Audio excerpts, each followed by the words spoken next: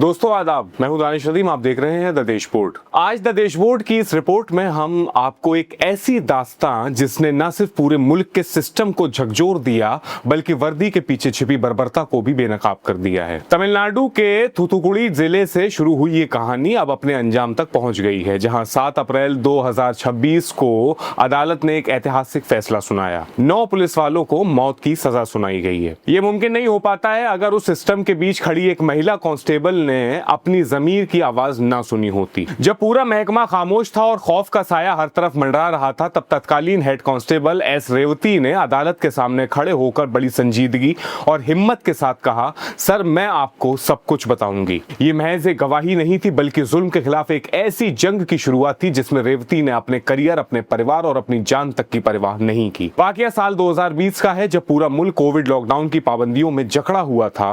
P Jayraj और उनके बेटे जे बेनिक्स को पुलिस ने महज इसलिए उठा लिया या इसलिए गिरफ्तार कर लिया कि उन्होंने कथित तौर पर दुकान खोलने के नियमों का उल्लंघन किया था। हालांकि बाद में सीबीआई की तहकीकात ने साफ कर दिया कि उन बाप बेटे की कोई खता नहीं है। यह तो महज पुलिस की झूठी आन और बेजा गुमान का मामला था। उन दोनों को थाने ले जाकर जिस बेरहमी से पीटा गया, जिस कदर यातनाएं दी गई, उसकी मिसाल मिलना मुश्किल है। पुलिस की मार इतनी शदीद थी कि खून का बहाव रोकने का नाम नहीं ले रहा था।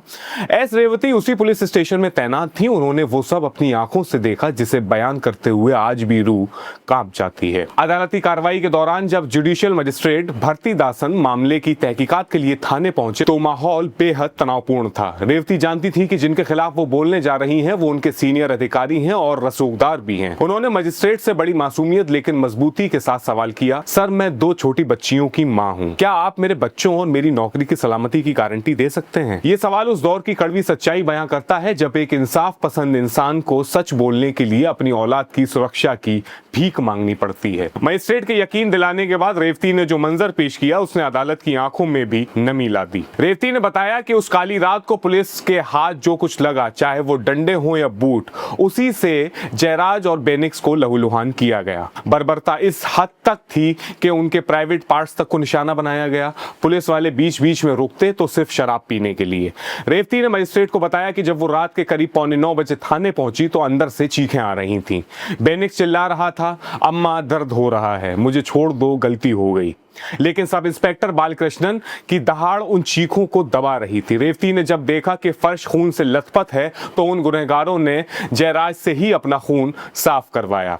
इंसानियत को शर्मसार करने वाला वो मंजर यहीं खत्म नहीं हुआ। बाप बेटे के कपड़े तक उतार दिए गए और रेवती उस जुल्म को और ज्यादा ना देख सकी और कमरे से बाहर चली गई। जांच के दौरान थाने का माहौल इतना खौफनाक था कि खुद मजिस्ट्रेट को भी मुश्किलों का सामना करना पड़ा। थाने के बाहर पुलिस वाले जमा थे, फफ्तियां कस रहे थे और गवाही को रोकने की हर मुमकिन कोशिश कर रहे थे। रेवती इतनी सहमी हुई थी कि शुरू में उन्होंने अपने बयान पर दस्तखत करने से भी इनकार कर दिया था। जस्टिस भरती दासन ने अपनी रिपोर्ट में लिखा है कि पूरे परिसर को पुलिस ने घेर रखा था, हर चीज मोबाइल में रिकॉर्ड की जा रही थी और कोर्ट स्टाफ तक को धमकाया जा रहा था। ऐसी सूरत हाल में एक जूनियर कांस्टेबल का अपने रुख पर कायम रहना किसी करिश्मे से कम नहीं था।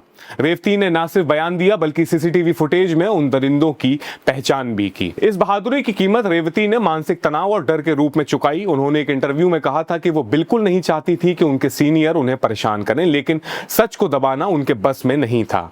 बाद में मद्रास हाईकोर्ट के दखल के बाद उन्हें और उनके शौहर को पुलिस प्रोटेक्शन दिया गया। हाईकोर्ट की डिवीजन बेंच ने खुद उनसे बात कर हौसला अफजाई की। आज जब 9 पुलिस वालों को उनके गुनाहों की सजा मिल चुकी है तो रेवती की वो गवाही न्याय के इतिहास में सुनहरे अक्षरों में दर्ज हो गई है।